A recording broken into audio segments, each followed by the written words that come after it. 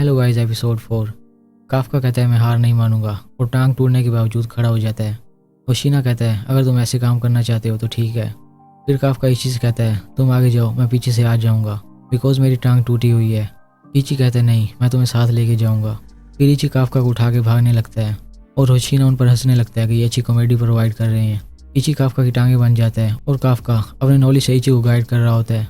दूसरी ओर शिनोमिया दूसरे कंटेस्टेंट को मौका दिए बिना सभी मॉन्स्टर को अकेले मारती जाती है और फिर वो आखिरी कांजू के ऊपर आ जाती है और उसके मुंह में गोलियां मार देती है। टेस्ट कंप्लीट हो जाता है और कोनामी सभी ड्रोन्स को वापस बुला लेती है। होशीना बताता है कि ऑलमोस्ट 30 लोगों ने इस टेस्ट में ड्रॉप आउट होना था, लेकिन शिनोमिया की वजह से सब बच गए।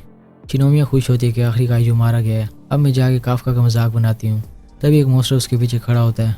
शिनोमिया उसकी ओर देखती है और वो शिनोमिया के दिल को जख्मी कर देता है।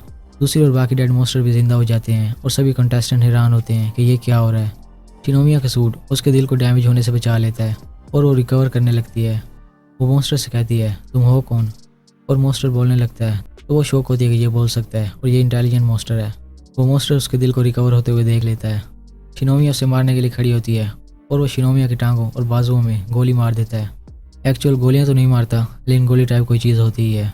हेडक्वार्टर में शिनोमिया के चिल्लाने की आवाज़ें आती हैं बिकॉज कोनामी ने ड्रोन्स को वापस बुला लिया था, सो कोई फुटेज नहीं थी। शिनोमिया की बॉडी इंजर्ड होती है। मीना कहती है प्रोटेक्शन शील्ड एक्टिवेट करो और सभी को वापस आने का बोलो, मिशन अबॉर्ट। और मीना खुद वहाँ के लिए निकल जाती है। होशीना मिशन अबॉर्ट करता है और सभी कंटेस्टेंट वापस भागने लगते हैं। शिनोमिया के घाव भर जाते हैं और वो खड़ी हो जाती है।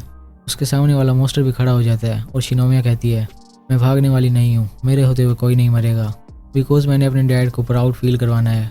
मॉन्स्टर एक हिट से उसे दीवार में दे मारता है। इसके बाद शिनोमिया का पास दिखाया जाता है। स्कूल में शिनोमिया टॉप करती है, तब बाकी स्टूडेंट्स के पेरेंट्स उन्हें चीयर करने आते हैं, लेकिन शिनोमिया के डैड नहीं आते।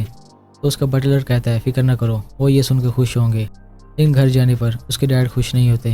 वो कहते हैं क्या हुआ अगर तूने टॉप कर लिया है तो अब अगले गोल पे फोकस करो। अगर इस सक्सेस को सेलिब्रेट करोगी तो आगे फेल हो जाओगी।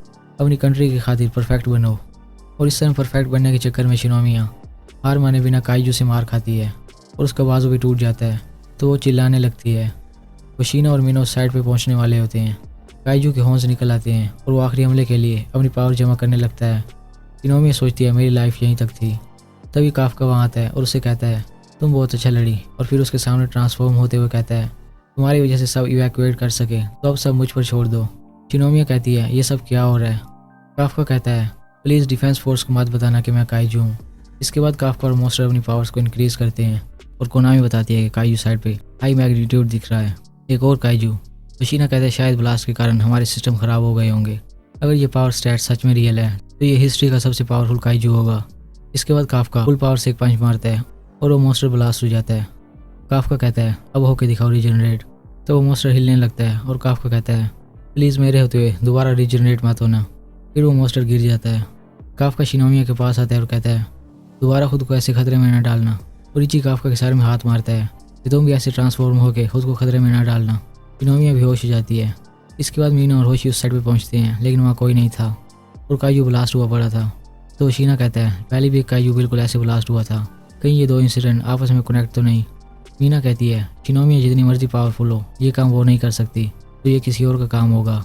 इसके बाद कोनामी होशीना को बताती है कि सभी कंटेस्टेंट रेस्क्यू हो गए हैं। इची और काफ्का भी शिनोमिया को उठा के ले आए हैं। काफ्का हॉस्पिटल में एडमिट होता है और इची बताता है कि डिफेंस की तरफ से शिनोमिया का स्पेशल ट्रीटमेंट चल रहा है। काफ्का कहता है मुझे स्पेशल ट्रीटमेंट क्यों नहीं मिला।